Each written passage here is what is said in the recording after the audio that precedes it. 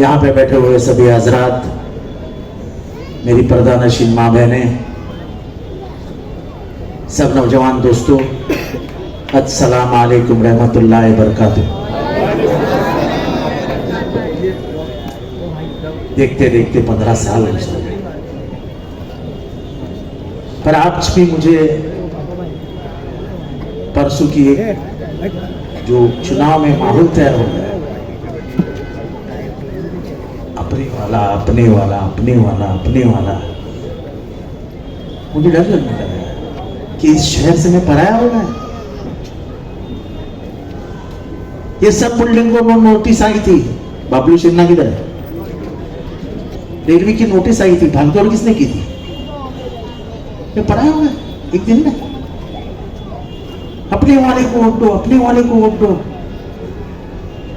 आप अगर चाहते हो तो बोल दो कि तुम पराया हो, जाओ, मैं जाने के लिए तैयार हूं, मैं कोई हमेशा रहने के लिए यहाँ नहीं आया। पर ये कौन सा तरीका हो गया? बीजेपी की विचारधारा यही है, अपने वाले को संभालो। आप भी वही कह रहे हैं, अपने वालों को संभालो। तो बीजेपी और अपने फर्क क्या है? इसलिए कहता हूं मैं कि तुम बीजेपी के साथ जाके उनके जैसे दिमाग वाले हो गए। एक इंसान और इंसानियत का रिश्ता, यही कड़ी अपने में रहनी चाहिए, तभी मेरा भारत बचेगा और हम उसको बचा के रहेंगे।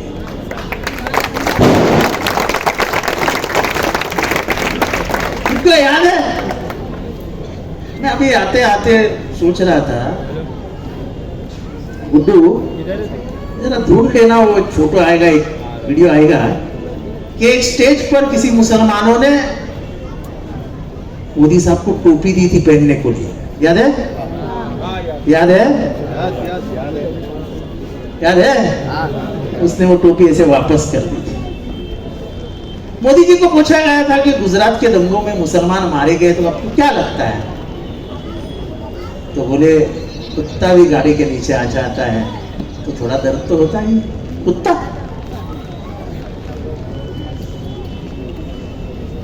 पिछले कुछ दिनों में पूरे देश में माहौल क्या है?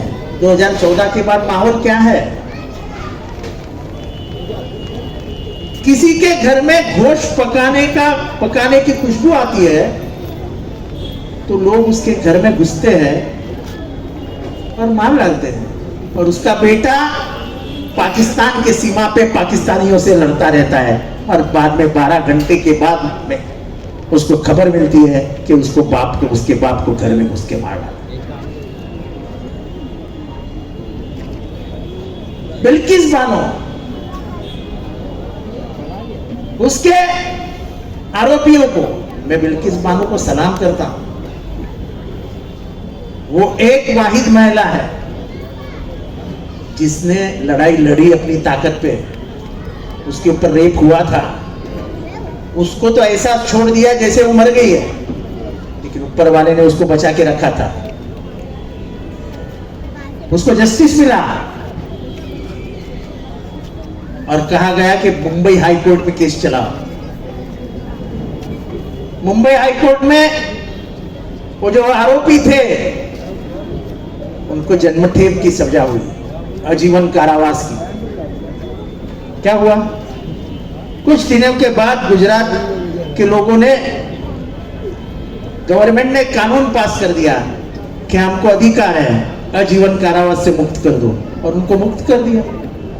मुक्त होने के बाद वो जब बाहर आए तो उनको हार पहनाया गया, पेड़े खिलाए गए, और कहा गया कि इनकी जात ऐसी है कि ये ऐसी कुछ हरकत कर ही नहीं सकते। तब मुझे समझ में आया कि भारत में आज भी धर्म और जात मौजूद है। हमने सोचा ना जात मर गई। अरे एक गवाही देने वाली औरत कोर्ट के सामने गवाही दे रही है कि मेरे घर में 14 जनों को मारा गया, उसमें छोटे बच्चे भी थे, मेरी बहन थी, मेरी भाभी थी, सबको मार दिया गया, कोर्ट ने जेल में भेजा और बीजेपी उसको छुड़ा रही थी। मुसलमानों को जहां जहां डराने का काम होता है वहां बीजेपी हाजिर हो जाती है। क्या बोले मोदी साहब लोकसभा में भाषण में? ज्यादा बच्चे पैदा करने वाली कौम, ये कोई बोलने का तरीका है? मुझे मालूम है आजकल 2 और 3 के ऊपर कोई जाता ही नहीं है, वो जमाना अलग था। मोदी साहब को भी तो 8 भाई है, वो बात ही अलग थी। अब सबको मालूम है इस महंगाई के जमाने में हम कैसे घर चलाए। और महंगाई उसका तो हाल ही मत पूछो। तेल का भाव क्या है? 130। अरे लहसुन का भाव 400 रुपए किलो है। क्या का? लहसुन का भाव 400 रुपए किलो। कितना? 400 रुपया किलो? अरे बाप रे।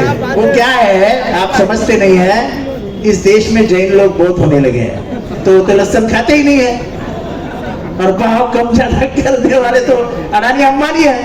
ये देश अडानी अंबानी का है, तुम्हारा मेरा नहीं रहा है अभी। ये देश पूंजीपतियों के हाथ में चला गया है मेरे भाई।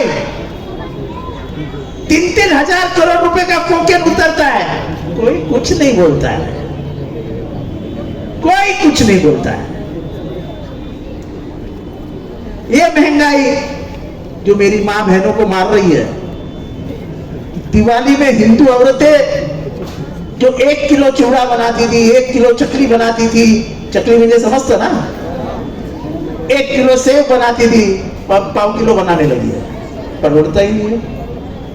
दाल महंगी, बेसन महंगा, तेल महंगा, हल्दी महंगी हो गई है। जो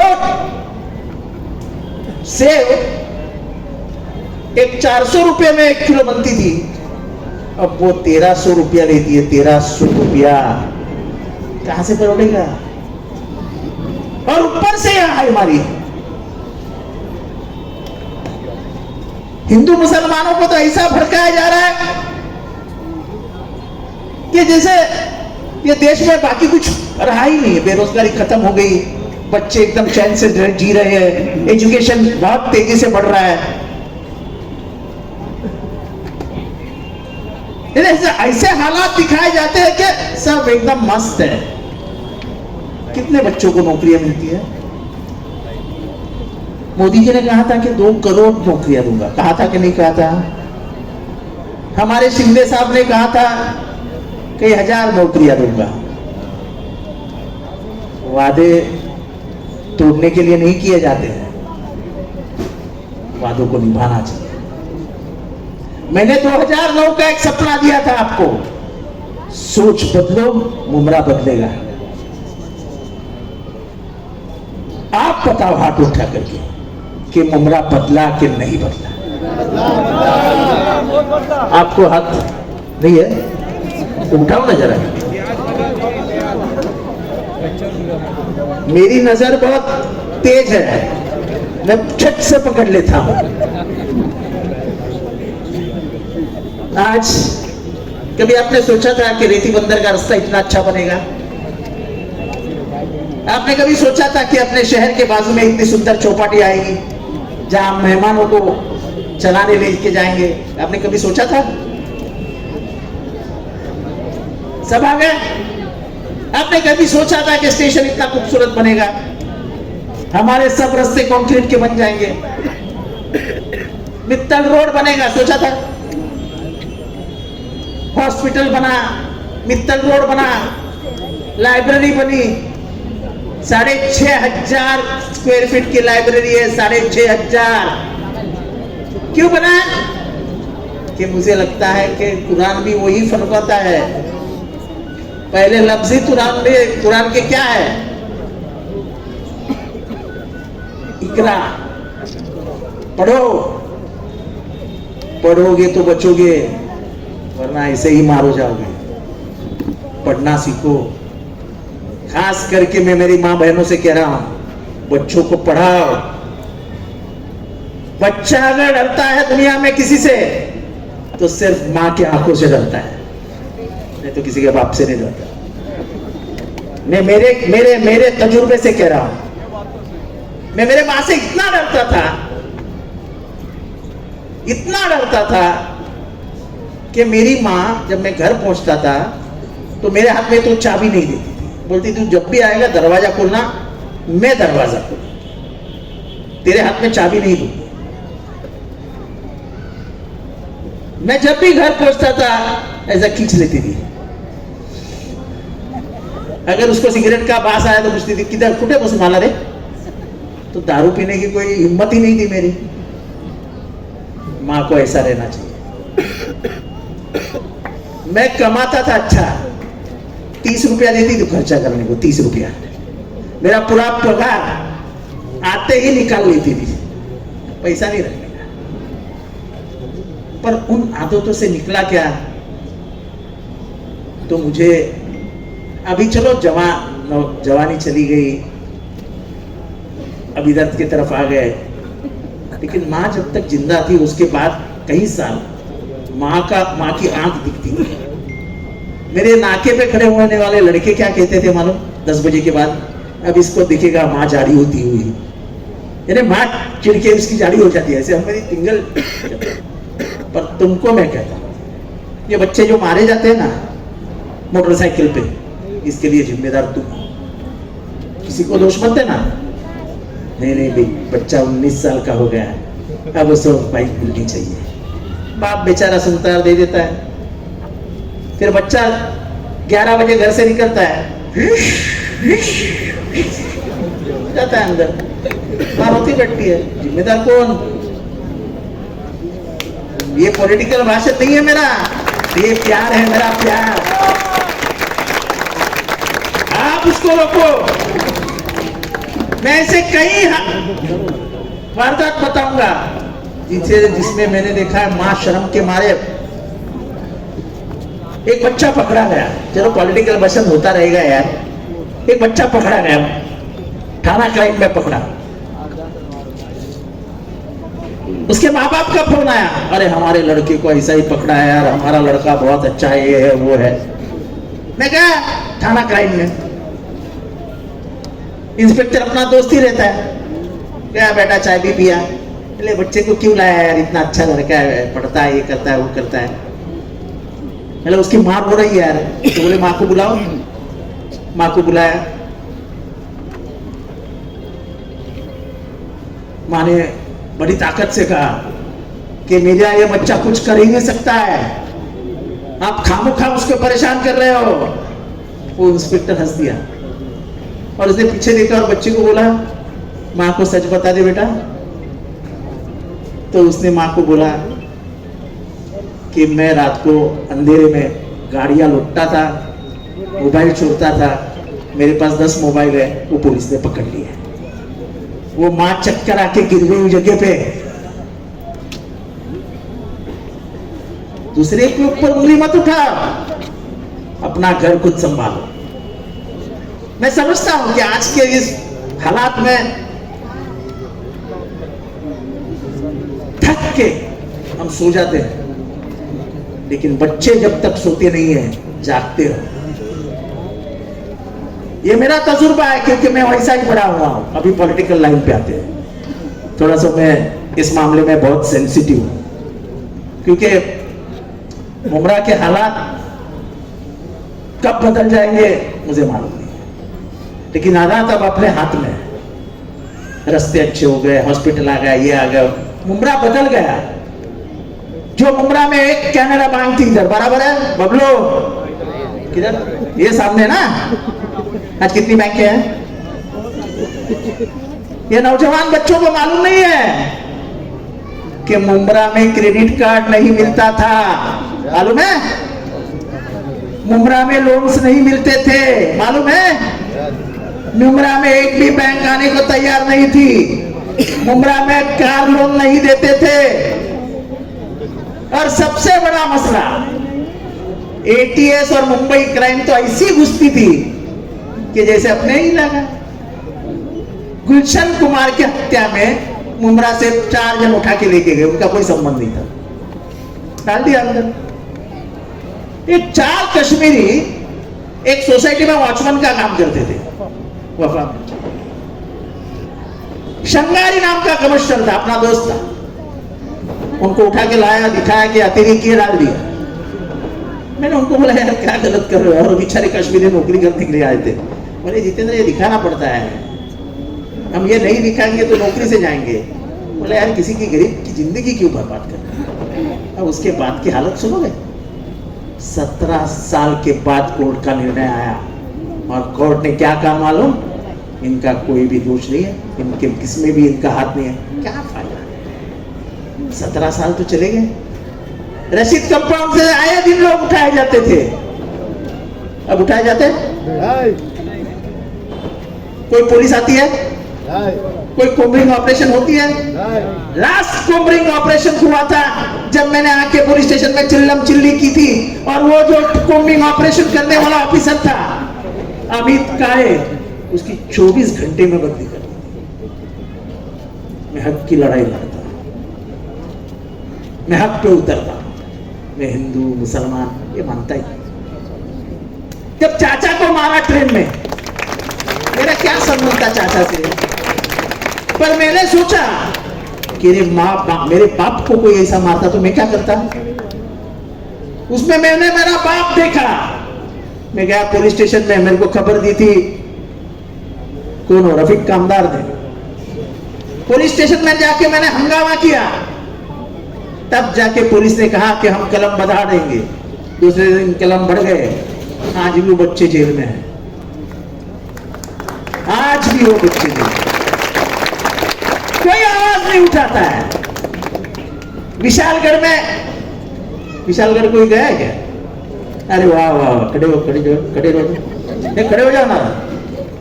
विशालगढ़ में जाने के कितने रास्ते हैं? एक ही रास्ता है। अब सुनो कहानी मैं जो बता रहा हूं। विशालगढ़ के लोगों ने पुलिस स्टेशन में जाके कलेक्टर को जाके बताया था, कोल्हापुर में, शाहूवाड़ी नाम है इनके गांव का, पुलिस स्टेशन का। कलेक्टर को जाके बताया था कि विशालगढ़ में कुछ तो भी होने वाला है, आप हमारी सुनिए। कलेक्टर ने करके छोड़ दिया। 12 तारीख को गांव वाले फिर गए शाहूवाड़ी पुलिस स्टेशन, बोले हमको डर रहा है रात को ही कुछ हो सकता है। पुलिस ने ध्यान नहीं दिया। हालांकि पुलिस अगर नाकाबंदी करती तो कुछ नहीं होता। रात में ही 100 लोग घुसे और पूरा दरगाह जो 1300 साल पुराना था तहस नहस कर दिया। ऊपर से ऑर्डर आया होगा इनको जाने दो। सब सांगली से आए थे, कोई भी कोल्हापुर का नहीं था। तुझं गाव कुठलं आहे? तेरा गाव कौन सा है? हाँ? उपलेटा, म्हणजे तिथेच ना गुजरात। ये है कोकण का। विशालगढ़ को जाने का एक ही रास्ता है, कणकवली, राणे साहेब। नहीं राणे साहेब ने आमची कणकवली। मैंने घोषणा दी थी कणकवली की गलियां सुनी है, नारायण राणे खूनी है, मुझे आज भी याद है।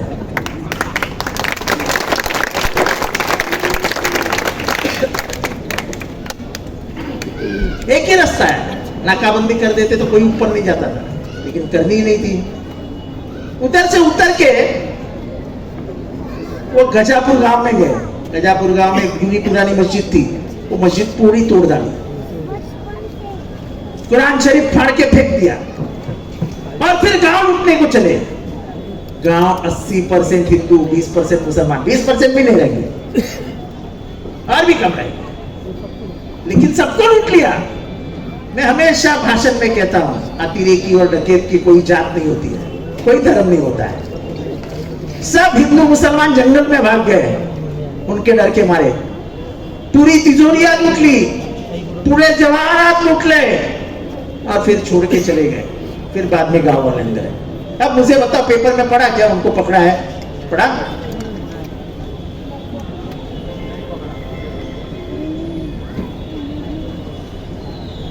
नबी के बारे में बेहूती जो हुई, उसको करने वाले को कहा गया कि तुम्हारे बाल को भी हाथ नहीं लगाने देंगे। अरे भाई, सुप्रीम कोर्ट कहता है कि जो भी धर्म के बारे में बोलेगा और किसी के दिल को ठेस पहुंचेगी तो उसको तुरंत अरेस्ट करो। गंगागिरी महाराज को अरेस्ट हुआ?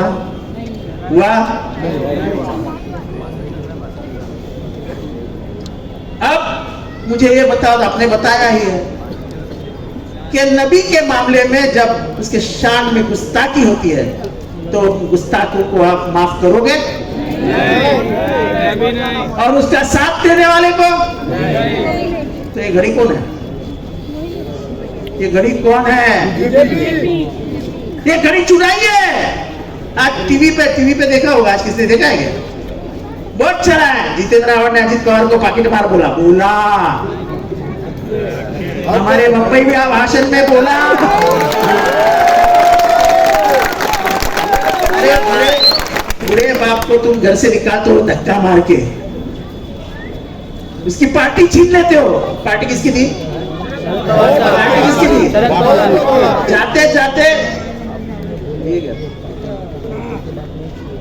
जाते अजित पवार घड़ी भी छीन लेता है, तो उसको क्या कहूंगा मैं? क्या कहूंगा? पाकिट मार। मैंने क्या गलत कहा? अरे तुम साला स्टेज पे खड़े रहते हो और पूछते हो इसका आखिरी भाषण कब होने वाला है? मैं मराठी में बात करता हूँ। मला माहित नाही यांचं शेवटचं भाषण कधी होणार आहे। आखिरी भाषण का मतलब क्या होता है? लास्ट म्हणजे काय? ये कौन पूछता है? भतीजा पूछता है। जिस भतीजे को उंगली पकड़ के राजनीति में लाया, 5 बार उप मुख्यमंत्री बनाया, राजनीति सिखाई, उसने ही मेरे बाप को घर से बाहर निकाला। मैं उनका कोई सगा नहीं हूं, पर प्यार मोहब्बत उनसे मेरे को इतनी मिली है कि मेरे बाप नहीं है। मैं हमेशा लोगों से कहता हूं, मैं 2 ही चीजों से डरता हूं, ऊपर वाला और शर्म। बाकी मैं किसी से भी नहीं डरता।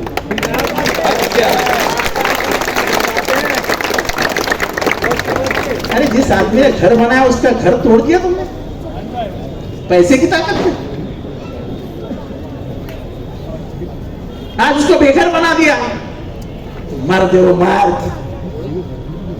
लोकसभा में नई निशानी आई तुतारी, लोगों को डर था पहुंचेगा कि नहीं पहुंचेगा। आज भी हमारे यहाँ लोग डरते हैं, तुम्हारी निशानी पहुंची क्या? तुम्हारी निशानी पहुंची क्या? मैं वाकया बताता हूं। शरद पवार ने मेहनत करके फिर से तुतारी महाराष्ट्र में लेके गए और 10 सीटों में से 8 सीटें शरद पवार ने जीत के लाई। अजित पवार को कुछ मिला?